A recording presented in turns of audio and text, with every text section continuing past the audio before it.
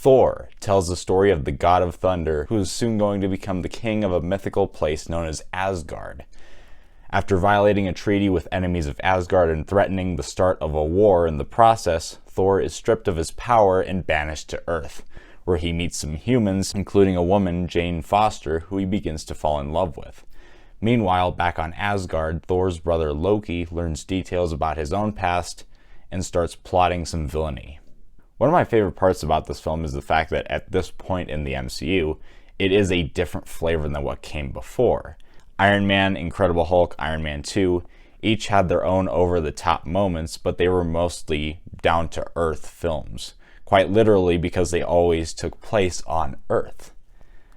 Thor was the first movie that started the expansion of this shared universe by introducing places like Asgard and the frost giant dwelling Jotunheim and things like the Bifrost that can transport people to different places. It can be said that Thor was not only important as a film to set up the Avengers, but as the start of the construction of this universe that's still expanding to this day. Adding to what I said about this different flavor, I can always appreciate a story that can transport me to a different time or place that I'm used to. That's what I consider escapism. When a film engrosses you to the point where you start to forget your everyday life. That's what makes the first 10 to 15 minutes of this film special. It's a tale about kings and war, with characters talking to each other with a lot of formality. You have Asgard itself that has a massive scope and is a visual marvel to look at. All of this invokes a sweeping Shakespearean vibe that greatly contrasts the modern rock and roll appeal of the Iron Man films. Marvel shows once again it's great at casting actors for these films. Chris Hemsworth does the same for Thor as Robert Downey Jr. did for Iron Man. As I understand from some online reading, Iron Man was not a huge household name until that first film. I imagine the same happened with Thor. He brings this fun charisma on screen where even where he's being arrogant, you can't help but like him. At least make it a challenge for me.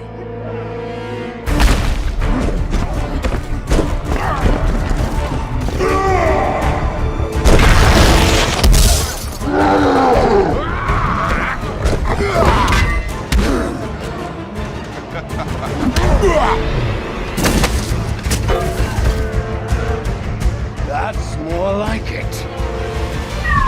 What also helps is Hemsworth's physicality.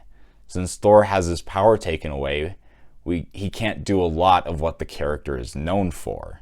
But when you look at Chris Hemsworth's body, you can believe that this guy is in fact the god Thor. A complaint that I've heard with these Thor films is that the human characters come off as a distraction.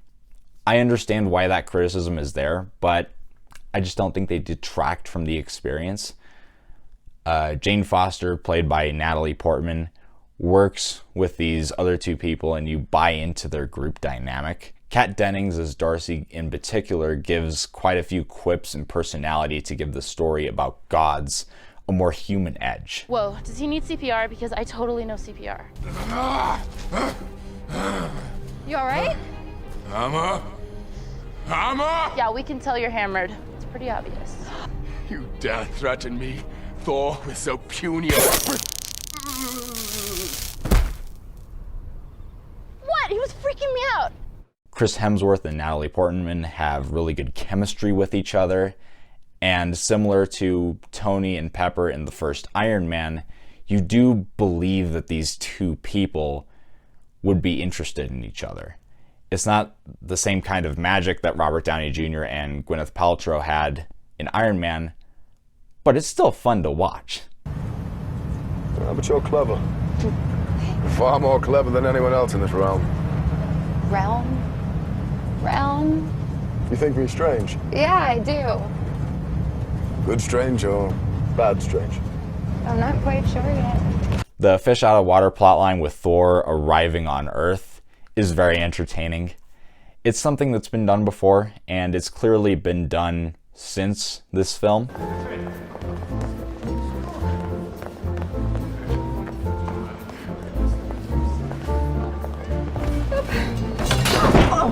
Yep, that's not gonna work. Please put the sword down, Diana. Diana. But if you have the right ingredients, it works. Bringing a character with a large personality like Thor and throwing him into this simple environment, it does. I need a horse. We don't have horses, just dogs, cats, birds. And give me one of those large enough to ride. Unfortunately, the biggest thing working against the film is the contrast between Asgard and Earth itself.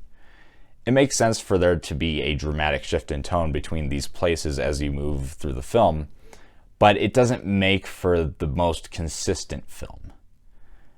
You're baited with the grandeur of Asgard for the first 10 or so minutes, and once you're really invested in it, you're sent to this dull town in New Mexico.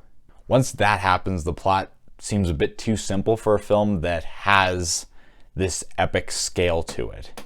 This by itself is just disappointing. But the inconsistency continues as the film keeps cutting back and forth between these polar opposite worlds throughout the entire runtime. It's like the story isn't sure where it wants to plant a firm foot, on Earth with Thor or on Asgard with Loki. To put this in perspective, give you an example. You have this one scene where it's this intense confrontation between Loki and their father, Odin, where Loki finally discovers that he himself is one of these frost giants, one of these monsters that Asgard has been fighting for years. So I am no more than another stolen relic, locked up here until you might have use of me. Why'd you twist my words? You could have told me what I was from the beginning. Why didn't you? You're my son. I wanted only to protect you from the truth. Well, because I'm the monster parents tell their children about at night? You know, it all makes sense now why you favored Thor all these years. Because no matter how much you claim to love me, you could never have a frost giant sitting on the throne of Asgard. Very dramatic moment, right? Well, the very next scene is this funny instance of Thor drinking out of a cup and then smashing it on the floor when he wants more of it. This drink, I like it. I know, it's great, right? Another! Not every transition in the film is that extreme, but I think you get the idea. One moment is a certain vibe, whether it be comedic or in this case, really heavy. And then it goes to something that is the polar opposite. Another thing that's wrong with two different worlds sharing the screen time is that you get lesser versions of each. Overall, what you get from each is good, but it's not what it could be. You don't feel like you get to completely soak in your time inside Asgard. But on the other hand, Thor and Jane's romance on Earth and Thor's redemptive arc also feels short-shifted. I'm not saying they come with no feelings whatsoever. Like I said, Chris Hemsworth and Natalie Portman have really good chemistry together. And the scene where Thor gets his power back is satisfying to watch. Jane! No. Come! No!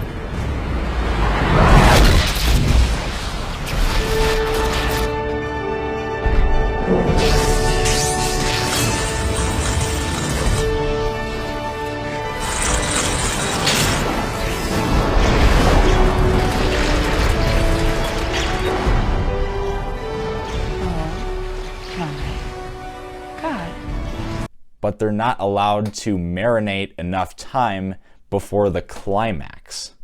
In the end, I think Thor is a fun addition to the franchise. It just feels a bit too much like two different films competing for attention. The film is nowhere near like the scatterbrained mess that is Iron Man 2, but it should have had a better idea of what it wanted to direct full, or at least more focus towards. I'm going to give Thor a B. Stay tuned for my review of Captain America: The First Avenger. Guys, as always, Have a great day.